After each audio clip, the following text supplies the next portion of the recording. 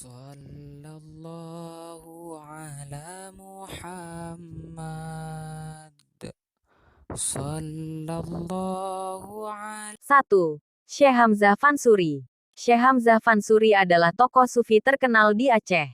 Beliau lahir di Fansur Singkil, Aceh. Beliau hidup pada zaman pemerintahan Sultan Alaidin Riayat Syah keempat tahun 1589 sampai tahun 1604 atau 997, 1011 Hijriah, hingga awal pemerintahan Sultan Iskandar Muda Mahkota Alam. Beliau merantau untuk menuntut ilmu hingga ke Jawa, Semenanjung Tanah Melayu, India, Parsi dan Semenanjung Arab. Beliau ahli dalam ilmu fiqh, tasawuf, falsafah, sastra, mantik, sejarah dan lain-lain. Serta fasih berbahasa Arab, Urdu, Parsi di samping bahasa Melayu dan Jawa. Syekh Hamzah Fansuri dan Syamsuddin Sumatrani merupakan dua tokoh sufi yang sepaham dan hidup lebih dahulu dari dua ulama terkemuka lainnya yang pernah hidup di Aceh, yakni Abdurrauf Singkil Fansuri dan Nuruddin Ar-Raniri. Riwayat hidupnya tidak banyak diketahui. Ia diperkirakan telah menjadi penulis pada masa Kesultanan Aceh Sultan Alaidin Riayat Syah keempat. Beliau menyebutkan Sultan Alaidin selaku Sultan yang keempat dengan Sayyid Mukamil sebagai gelarnya. Syaharnawi mengisyaratkan beliau lahir di tanah Aceh. Konon saudara Hamzah Fansuri bernama Ali Fansuri yakni ayah dari Abdurrauf Singkil Fansuri.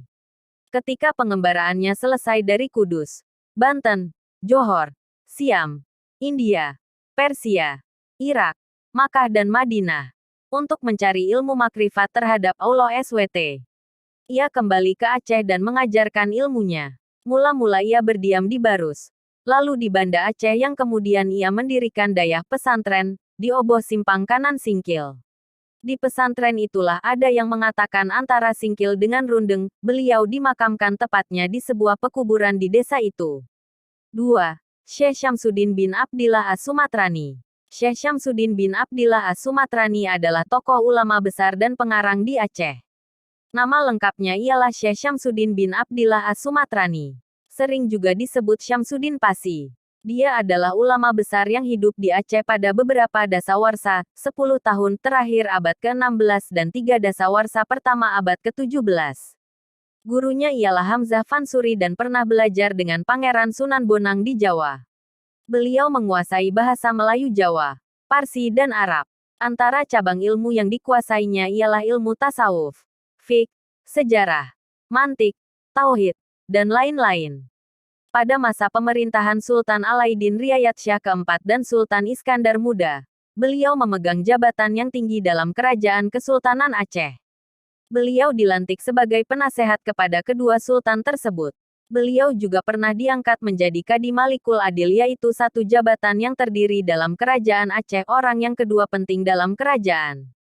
Beliau mengetuai Balai Gading, balai khusus yang dianggotai oleh 7 orang ulama dan 8 orang uli balang, di samping menjadi syekh pusat pengajaran Baitur Rahman. Sekalipun mengikut faham aliran tasawuf Wahdatul Wujud, namun beliau berlaku adil dalam menjalankan hukum-hukum yang difatwakannya. Keahliannya diakui oleh semua pihak termasuk Syekh Nuruddin. Beliau meninggal dunia pada tahun 1630 di zaman Sultan Iskandar Muda. Banyak karangan-karangan beliau dan fatwa-fatwa beliau. Di antaranya Syarah Rubai Fansuri, uraian terhadap puisi Hamzah Fansuri, dan lain-lain. Beliau adalah seorang ulama besar fiqh dan tasawuf. Seorang pelaut Belanda bernama Frederik de Houtman, 1599 m. 1008 h, yang ditawan di Banda Aceh, menyebutkan dalam bukunya tentang Syamsuddin Sumatrani adalah seorang syekh, penasehat agung raja. 3. Syekh Nuruddin Ar-Raniri. Syekh Nuruddin Muhammad bin Ali bin Hasanji bin Muhammad Hamid Ar-Raniri Al-Quraisy Asy-Syafi'i. Ia wafat pada 22 Zulhijjah 1069 H tanggal 21 September tahun 1658 Masehi di kota kelahirannya di kota Pelabuhan Ranir, Rander, Gujarat, India. Sayang, tahun kelahirannya tidak diketahui secara pasti. Beliau seorang ulama besar, penulis, ahli fikir, dan syekh tarikat Rifaiyah di India yang merantau dan menetap di Aceh. Ia lahir sekitar pertengahan kedua abad ke-16. Pendidikan awalnya dalam masalah keagamaan ia peroleh di tempat kelahirannya sendiri. Kemudian ia melanjutkan pendidikan ke Tarim, Yaman. Tarim adalah pusat studi ilmu agama pada masa itu. Setelah menunaikan ibadah haji dan ziarah ke makam Nabi SAW pada 1621 M. 1030 H. ia kembali ke India. Setelah kembali ke India dan mengajar di samping sebagai Syekh Tarikat Rifaiyah, ia merantau ke Nusantara dan memilih Aceh sebagai tempat menetap.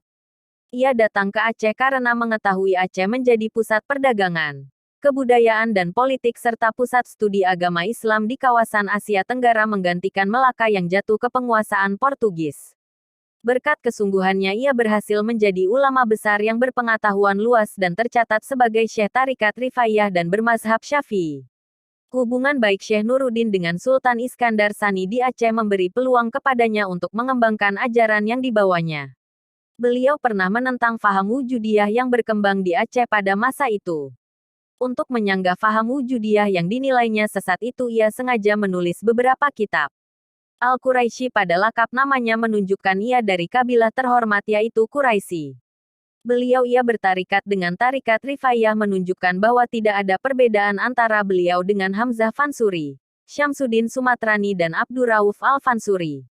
Sebab, semaunya sama-sama pengikut tarikat Sufiyah dan bermazhab Imam Syafi'i. 4. Syekh Abdur Rauf As-Singkili. Kisah Syekh Abdur Rauf As-Singkili telah kami rangkum dalam video sebelumnya. Inilah ulama-ulama yang sangat berpengaruh dalam mendidik Aceh.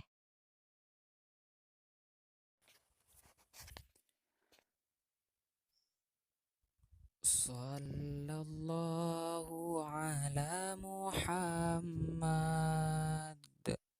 Sallallahu ala